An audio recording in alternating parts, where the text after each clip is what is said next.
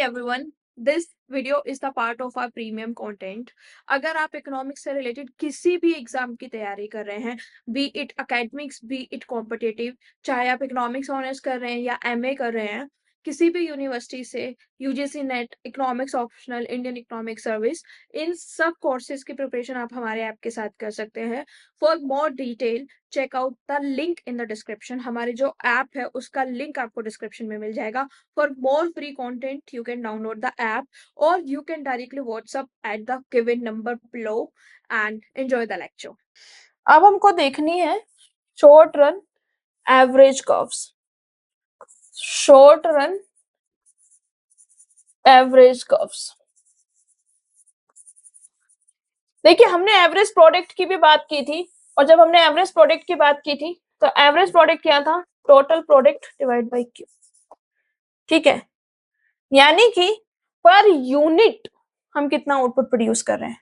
तो जब हम एवरेज कॉस्ट की बात करेंगे तो total cost divide by Q. Simple सी बात है. यानी कि एवरेज कॉस्ट का क्या मतलब है? Cost per unit of output. इसका क्या मतलब है? इसका मतलब यह है, अगर हमें एक यूनिट यानी कि केवल एक सिंगल आउटपुट बनाना है तो वो सिंगल आउटपुट का कॉस्ट क्या होगा, वो डिटरमिन होगा किससे? एवरेज कॉस्ट से. ठीक है, जिस तरीके से मेरी टोटल कॉस्ट दो फैक्टर से मिलके बनी है, total fixed cost plus total variable cost, same way मेरी एवरेज कॉस्ट भी दो कंपोनेंट से मिलके बनी है. एवरेज कॉस्ट का फॉर्मूला क्या है? Total cost divide by Q, क्योंकि ये मुझे क्या बता रही है? Per unit of output. ठीक है, तो डिवाइड कर दीजिए. TC divide by Q is equal to TFC plus TVC divide by Q. TC divide by Q AC, TFC divide by Q अलग अलग लिख लेते हैं, बच्चे को कंफ्यूजन नहीं होना चाहिए. TFC divide by Q plus TVC divide by Q. तो average cost is equal to total fix cost divide by Q. तो टोटल फिक्स कॉस्ट को अगर हम पर यूनिट को आउटपुट से डिवाइड कर देंगे तो एवरेज फिक्स कॉस्ट. इसी तरीके से टोटल वेरिएबल कॉस्ट को अगर हम पर यूनिट आउटपुट से डिवाइड कर देंगे तो वो एवरेज वेरिएबल कॉस्ट. यानी कि एवरेज कॉस्ट भी हमारे दो कंपोनेंट से मिलके बनती है, which is average fix cost plus average variable cost. ठीक है, इतने में कोई कंफ्यूजन है तो आप मुझे बताइए, अगर नहीं है तो फिर हम आगे बढ़ते हैं.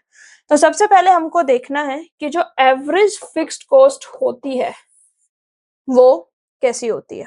ठीक है, तो एवरेज फिक्स्ड कॉस्ट का फॉर्मूला होता है total fixed cost divide by Q. ठीक है, बना लीजिए.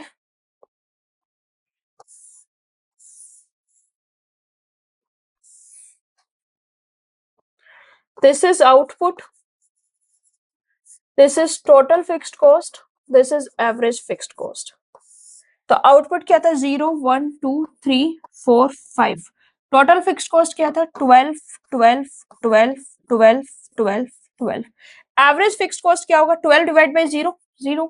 ठीक है, 12 divide by 1 12, 12 divide by 2 6, 12 divide by 3 4, 12 divide by 4 3, 12 divide by 5 2.4. ठीक है, यानी कि जैसे जैसे मेरा आउटपुट बढ़ता जाएगा, ये क्या है? इन्फिनिटी. किसी को भी 0 से डिवाइड करते हैं तो वो क्या हो जाता है? इन्फिनिटी. जैसे जैसे मेरा आउटपुट, ध्यान से देखिए, बढ़ता जाएगा, मेरी एवरेज फिक्स्ड कॉस्ट जो है वो कम होती जाएगी. पहले 12 थी, 12 से 6 हुई, 6 से 4 हुई, 4 से 3 हुई, 3 से 2.4 हुई. यानी कि जैसे जैसे मेरा आउटपुट जो है वो बढ़ता जाएगा, मेरी एवरेज फिक्स्ड कॉस्ट जो है वो कम होती जाएगी. इतने में कोई कंफ्यूजन है तो बताइए. ड्रॉ करते हैं इसको और इसकी शेप देखने की कोशिश करते हैं.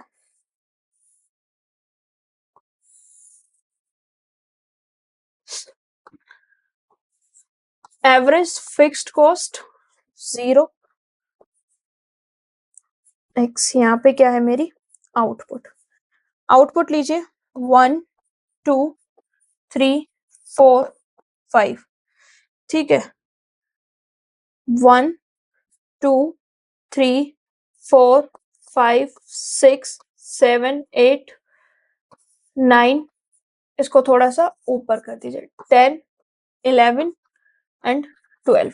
इनफाइनाइट को तो छोड़ ही दीजिए, जीरो लेवल पे इंफिनिटी से आ रहा होगा वो छोड़ दीजिए। 1 पे कितना है 12, तो 1 पे कितना है 12, दिस इज 1 पे 12। 2 पे कितना है 6, तो 2 पे सीधा आ गया कहां पे, दिस इज 6, ठीक है। 3 पे कितना है 4, तो 3 पे कितना है 4, ठीक है।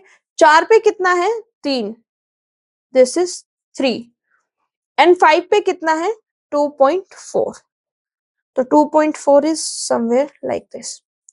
ज्वाइन कर दीजिए इसको।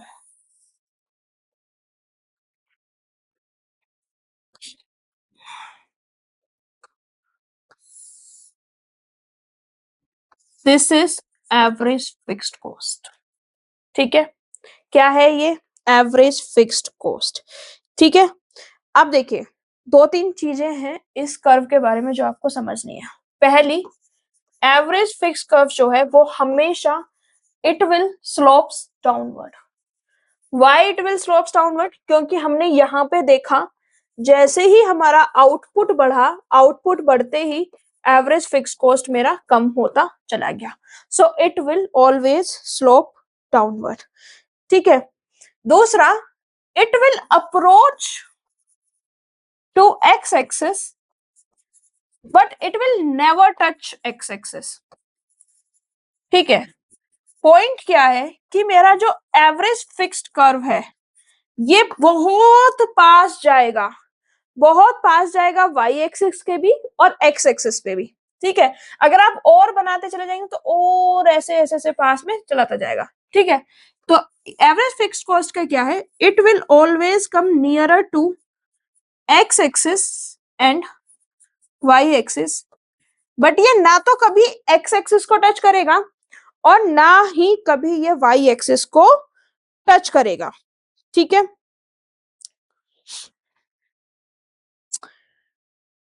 ठीक है, क्यों ये एक्स एक्सिस और वाई एक्सिस को टच नहीं करेगा, आप मुझे बताइए सोचकर कि why it will never touch X axis and Y axis, ठीक है।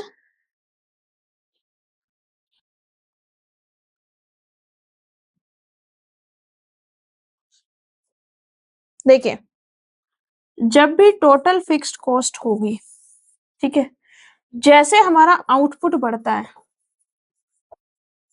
तो आउटपुट को एक्सपेंड करने के लिए, ठीक है, हमारा क्या हो गया, जो टोटल फिक्स्ड कॉस्ट है वो बहुत ज्यादा आउटपुट पे जैसे वेरी करेगा हमारा एवरेज फिक्स्ड कर्व होता चला जाएगा। टोटल फिक्स्ड कॉस्ट अगर मेरी 20 रुपए की है, अगर मैं उसमें 2 आउटपुट बना रही हूं तो मेरा एवरेज फिक्स्ड कॉस्ट 10 का हो गया। लेकिन अगर मैं इसी में 20 आउटपुट बना रही हूं तो मेरा एवरेज फिक्स कॉस्ट कितना हो गया, 1 का हो गया। यानी कि जैसे जैसे मैंने अपना प्रोडक्शन बढ़ाया, तो जैसे जैसे मेरा आउटपुट बढ़ा, उसके साथ में क्या हुआ कि it got spread over large amount of output, क्योंकि मेरा टोटल फिक्स कॉस्ट जो है वो ज्यादा अमाउंट ऑफ आउटपुट पे फैल गया, स्प्रेड हो गया, तो मेरा एवरेज फिक्स कॉस्ट जो है वो कम हो जाएगा। दूसरा, ये जो एवरेज फिक्स्ड कॉस्ट कर्व है, ठीक है, एवरेज फिक्स्ड कॉस्ट जो कर्व होता है ये हमारा रेक्टेंगुलर हाइपरबोला होता है। ये रेक्टेंगुलर हाइपरबोला क्यों होता है बेटा, देखिए रेक्टेंगुलर हाइपरबोला की एक प्रॉपर्टी होती है कि if this is a rectangular hyperbola, मैं इस पॉइंट की बात करूं या इस पॉइंट की बात करूं, इस पॉइंट पे एक रेक्टेंगल ड्रॉ करूं, this is a rectangle A B C D, ठीक है, या फिर एक इस पॉइंट पे एम, ठीक है, इस पॉइंट पे एक रेक्टेंगल ड्रॉ करो which is C N R, ठीक है, सी एम एन आर। तो मेरी ये 2 अलग अलग रेक्टेंगल्स हैं, ठीक है। एक रेक्टेंगल तो इसमें ये देखो, एक रेक्टेंगल तो सी एन एम आर है, सी एन एम आर, और मेरा दूसरा रेक्टेंगल क्या है, ये वाला। तो इन दोनों रेक्टेंगल्स का जो एरिया होगा ना वो सेम होगा, that is why this is a rectangular hyperbola. ठीक है, ये रेक्टेंगुलर हाइपरबोला का कॉन्सेप्ट है। अब आपका अगला सवाल होना चाहिए कि ma'am average fixed cost rectangular hyperbola क्यों है, वाई हम इस पॉइंट पर रेक्टेंगल बनाएं या इस पॉइंट की बात करें या इस पॉइंट की बात करें या इस पॉइंट की बात करें, पीछे से क्यों इनका एरिया जो है वो हमेशा सेम रहेगा। ठीक है, बताइए why the area will always be same. देखिए आप इस पॉइंट को उठा लीजिए, आप इस पॉइंट को उठा लीजिए, आप इस पॉइंट को उठा लीजिए, इस पॉइंट को उठा लीजिए, एवरेज फिक्स्ड कॉस्ट कैसे निकलती है, total fixed cost divide by Q. ठीक है, अब इस ग्राफ को देखिए, इस ग्राफ पे मैं वाई एक्सिस पे क्या रिप्रेजेंट कर रही हूं, टोटल फिक्स्ड कॉस्ट, मैं एक्स एक्सिस पे क्या रिप्रेजेंट कर रही हूं, आउटपुट। तो अगर मुझे एरिया निकालना होगा किसी भी रेक्टेंगल का तो मैं क्या करूंगी, X into Y, Y axis पे मैं क्या रिप्रेजेंट कर रही हूँ, एवरेज फिक्स्ड कॉस्ट। ठीक है, तो एवरेज फिक्स्ड कॉस्ट को मैं अगर आउटपुट से मल्टीप्लाई कर दूंगी तो वो क्या आएगा, टोटल फिक्स्ड कॉस्ट। ठीक है, टोटल फिक्स्ड कॉस्ट की क्या फॉर्मूला है, टोटल फिक्स्ड कॉस्ट का फॉर्मूला है average fixed cost into Q. ठीक है, तो अगर मैं एवरेज फिक्स कॉस्ट की क्यू में मल्टीप्लाई कर दूंगी तो वो क्या हो जाएगी, टोटल फिक्स कॉस्ट। और टोटल फिक्स कॉस्ट तो मेरी सेम ही है ना, टोटल फिक्स कॉस्ट तो मेरी सेम होती है, हमेशा कांस्टेंट होती है, it is constant, that is why the area beneath will always be same। और किसी कर्व के नीचे बनाए गए सारे पॉइंट्स का रेक्टेंगल का अगर एरिया सेम होता है तो उसको हम क्या बोलते हैं, उसको हम रेक्टेंगुलर हाइपरबोला बोलते हैं। वही तो मैं भी कह रही हूं, अब मैं इस पॉइंट पे जो मेरा एवरेज फिक्स्ड कॉस्ट है उसको क्यू से मल्टीप्लाई कर दूं तो टोटल फिक्स्ड कॉस्ट आएगा, इस पे भी टोटल फिक्स्ड कॉस्ट आएगा, and this total fixed cost will always be the same ना, that is why the area will be same। ठीक है, next question is why it will never touch x axis। क्यों ये x axis को touch नहीं करेगा, क्योंकि total fixed cost, देखिए एवरेज फिक्स्ड कॉस्ट का फॉर्मूला क्या था, total fixed cost divide by zero. अगर मेरे को x एक्सिस पे टच कराना है तो यानी कि सॉरी डिवाइड बाय आउटपुट। ठीक है, क्योंकि मेरा टोटल फिक्स्ड कॉस्ट जो है वो कभी भी जीरो नहीं होगा, इसीलिए ये कभी किसी भी एक्सिस को टच नहीं करेगा। ठीक है, ये जो दोनों कर्व हैं ये एसिम्प्टोटिकली, मैंने एसिम्प्टोट्स पढ़ाए थे जब मैथमेटिक्स पढ़ाया था, तो एसिम्प्टोट्स होंगे, ये एक्स एक्सिस को अप्रोच करेंगे, वाई एक्सिस को अप्रोच करेंगे, एक्स एक्सिस को अप्रोच करेंगे, बट उसको इंटरसेक्ट कभी भी नहीं करेंगे। Average variable cost, average fixed cost का कॉन्सेप्ट क्लियर हो गया। Now average variable cost, average variable cost का फॉर्मूला क्या होगा, average variable cost is equal to total variable cost divide by Q. ठीक है, यानी कि एक सिंगुलर आउटपुट निकालने के लिए हमें कितना on an average variable cost निकालनी पड़ेगी।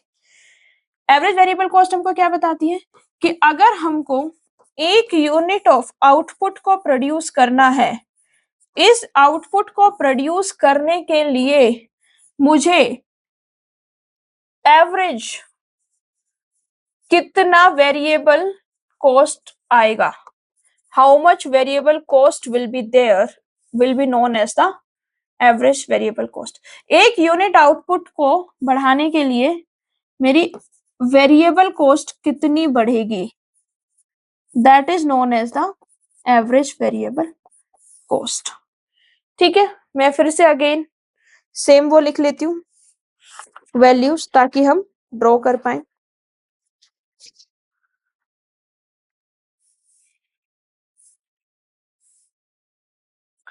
This is output, this is total variable cost, this is average variable cost. Output 0 1 2 3 4 5. Total variable cost क्या था? 0 6 10 15 24 35. एवरेज वेरिएबल कॉस्ट को कैसे कैलकुलेट करते हैं? Is equal to total variable cost divide by per unit का variable cost क्या है. ठीक है, 0/0 0, 6/6 6, 10/2 5, 15/3 5, 24/4 6, 35/5 7. ठीक है, तो यहां से एक चीज तो समझ में आई कि एवरेज वेरिएबल कॉस्ट पहले मेरी कम होगी, जैसे 6 से 5, फिर वो कांस्टेंट होगी और फिर वो बढ़नी शुरू हो जाएगी. यानी कि एवरेज वेरिएबल कॉस्ट पहले कम होगी. ठीक है, इट विल डिक्रीज. डिक्रीज करने के बाद ये अपने मिनिमम पॉइंट पे पहुंचेगी और मिनिमम पॉइंट पे पहुंचने के बाद क्या होगा? ये इंक्रीज होनी शुरू हो जाएगी, ये बढ़नी शुरू हो जाएगी.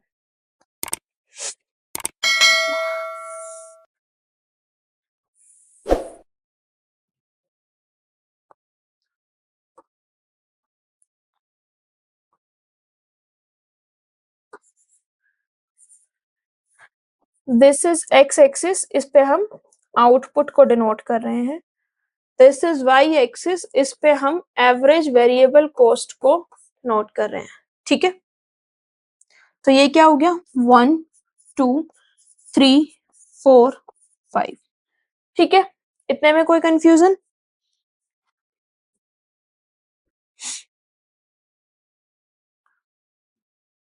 One two three 4 5 6 7 8. 0 से 0 इसको तो छोड़ ही दो, इसको तो ओरिजिन ही हो गया ये तो. Output 1 average variable cost 6. Output 1 average variable cost 6. Output 2 average variable cost 5. Output 2 average variable cost 5.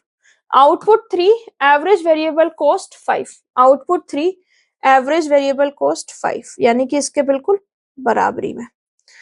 Output 4 average variable cost 6. Output 4 average variable cost 6. Output 5 average variable cost 7. Output 5 average variable cost 7. इसको जोड़ दीजिए.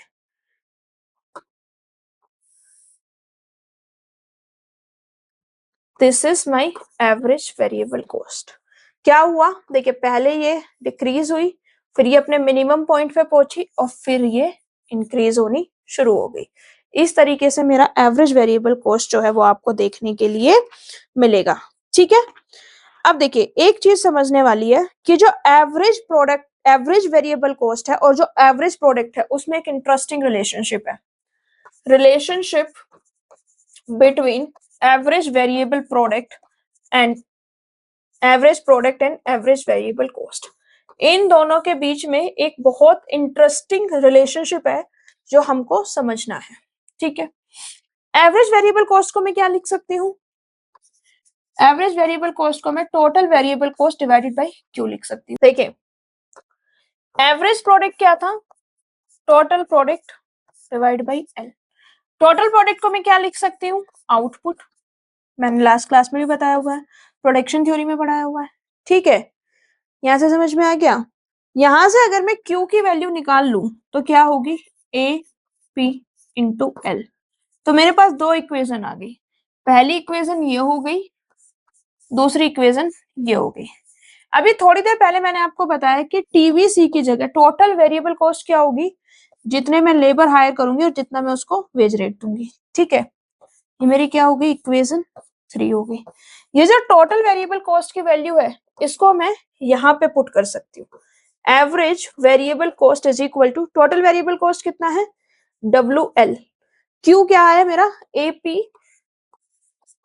Into L. ठीक है, L से L cancel हो गया, तो average variable cost को मैं लिख सकती हूँ W अपॉन AP, या फिर मैं लिख सकती हूँ average variable cost is equal to W into 1 upon AP. इसको लिख सकते हैं W 1 अपॉन AP. ठीक है, यानी कि एवरेज वेरिएबल कॉस्ट और एवरेज प्रोडक्ट में क्या रिलेशन हुआ, that average variable cost is equal to W into 1/AP। ये किस लिए समझाया मैंने, बताइए।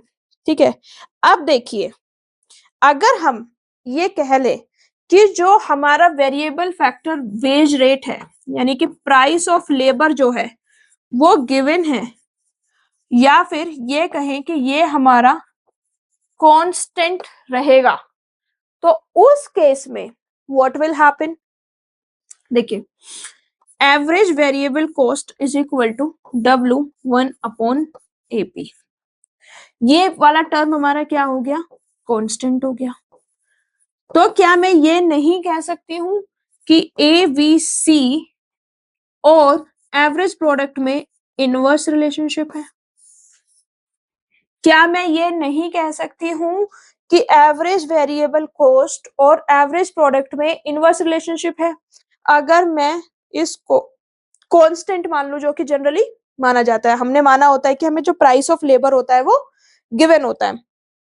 ठीक है, अब इसका मतलब क्या है, इसका मतलब यह है कि AP और ABC में इनवर्स रिलेशनशिप, नेगेटिव रिलेशनशिप, यानी कि अगर मेरा एवरेज वेरिएबल कॉस्ट बढ़ रहा है तो मेरा एवरेज प्रोडक्ट कम होगा।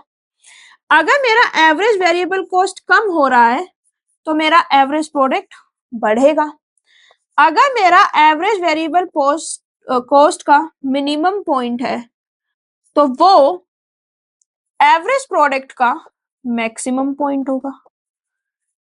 तो इन शॉर्ट हम ये कह सकते हैं कि जो एवरेज वेरिएबल कॉस्ट का जो कर्व है, it will be mirror image of average product, यानी कि जो इस तरीके से हमें एवरेज वेरिएबल कॉस्ट दिखा है, हमें एवरेज प्रोडक्ट कैसे दिखेगा, ऐसे दिखेगा। यानी कि एवरेज वेरिएबल कॉस्ट पहले कम हुआ, एवरेज प्रोडक्ट पहले बढ़ेगा, फिर ये मिनिमम पे पहुंचा, उसका मिनिमम इसका क्या होगा, मैक्सिमम होगा, फिर एवरेज वेरिएबल कॉस्ट बढ़ेगा लेकिन एवरेज प्रोडक्ट जो है वो कम होता चला जाएगा। ठीक है, तो एग्जाम्स में अगर आपसे कोई भी क्वेश्चन पूछे, ठीक है, कि एवरेज वेरिएबल कॉस्ट और एवरेज प्रोडक्ट में क्या रिलेशनशिप होता है, इनवर्स रिलेशनशिप होता है, थ्योरेटिकल एग्जाम में पूछे तो प्रूव कर देना कि क्यों होता है इनवर्स रिलेशनशिप, और अगर कर्व में पूछा जाए तो बोल देना कि अगर हम एवरेज वेरिएबल कॉस्ट को अप्स आउट डाउन कर दे तो हमारा एवरेज प्रोडक्ट कर्व बन जाएगा। ठीक है, एवरेज वेरिएबल कॉस्ट का मिनिमम पॉइंट एवरेज प्रोडक्ट का मैक्सिमम पॉइंट हो जाएगा। देखिए, एवरेज कॉस्ट की बात कर रहे थे, मैंने बोला एवरेज कॉस्ट दो कंपोनेंट से बनके बनती है, average fix cost, average variable cost. Average fix cost में हमने देखा रेक्टेंगुलर हाइपरबोला बनता है, एवरेज वेरिएबल कॉस्ट में हमने देखा कि kind of inverted U shape बनती है, पहले हमारी वेरिएबल कॉस्ट बढ़ती है फिर हमारी वेरिएबल कॉस्ट कम होती है। अब हमें एवरेज टोटल कॉस्ट की बात करनी है, average total cost. Average total cost का क्या मतलब है, हम average fixed cost plus average variable cost को अगर ऐड कर देंगे तो क्या बन जाएगी, एवरेज टोटल कॉस्ट। ठीक है, इतने में कोई कंफ्यूजन है, इतने में कोई कंफ्यूजन है, इतने में कोई भी कंफ्यूजन आई होप नहीं होना चाहिए। अब जो मैंने वो बनाई थी ना output average fixed cost,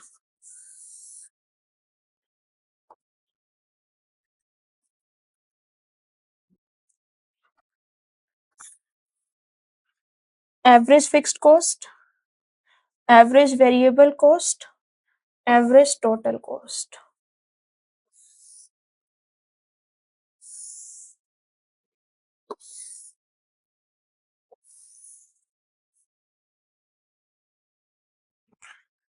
average fixed cost, average variable cost, average total cost, output 0 1 2 3 4 5। ठीक है, एवरेज फिक्स कॉस्ट क्या थी मेरी, मेरे को भी याद नहीं है, मेरे को देखनी पड़ेगी। What was average fixed cost, देखिए एवरेज वेरिएबल कॉस्ट थी मेरी 0,65567, 0,65567। एवरेज फिक्स कॉस्ट क्या थी, निकाल लेते हैं, कोई दिक्कत वाली बात नहीं है। तो टोटल फिक्स कॉस्ट हमने क्या मानी थी, 12, ठीक है। तो average fix cost 12 divide by 0, ये तो हमने इनफाइनाइट मान ली थी। अब इसके बाद में 12 divide by 1 12, 12 divide by 2 6, 12 divide by 3 4, 12 divide by 4 3 और 12 डिवाइड बाई 5 2.4, ठीक है। एवरेज टोटल कॉस्ट कैसे निकलती है, एवरेज टोटल कॉस्ट में आपको ऐड करना होता है average fix cost plus average variable cost, ठीक है। तो ऐड कर दीजिए, ये तो जीरो ही हो जाएगा, इसको तो कोई इन्फिनिटी प्लस जीरो इन्फिनिटी हो जाएगा, इन्फिनिटी में कुछ भी ऐड करो इन्फिनिटी ही रहता है। 12 प्लस 6 18, 6 प्लस 5 11, 4 प्लस 5 9, 3 प्लस 6 9, 9.4, ठीक है। ड्रॉ करते हैं इसको,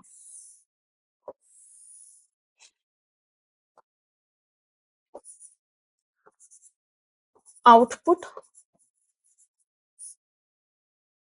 सॉरी आउटपुट इधर आएगा, that is average total cost. 0 1 2 3 4 5, ठीक है।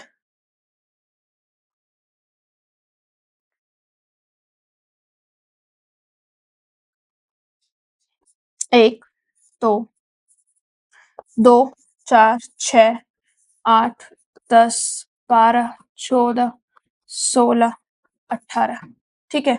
0 0 को तो छोड़ ही दो, फर्स्ट पे क्या है 18, फर्स्ट पे 18, सेकंड पे 11, सेकंड पे 11 समवेयर हियर, 3 पे 9, 3 पे 9, 4 पे 9, 4 पे 9, दिस इज 9, सेम ही तो है। और फिफ्थ पे 9/4, 9/9.4, यानी कि यहाँ पे ऐड कर दीजिए।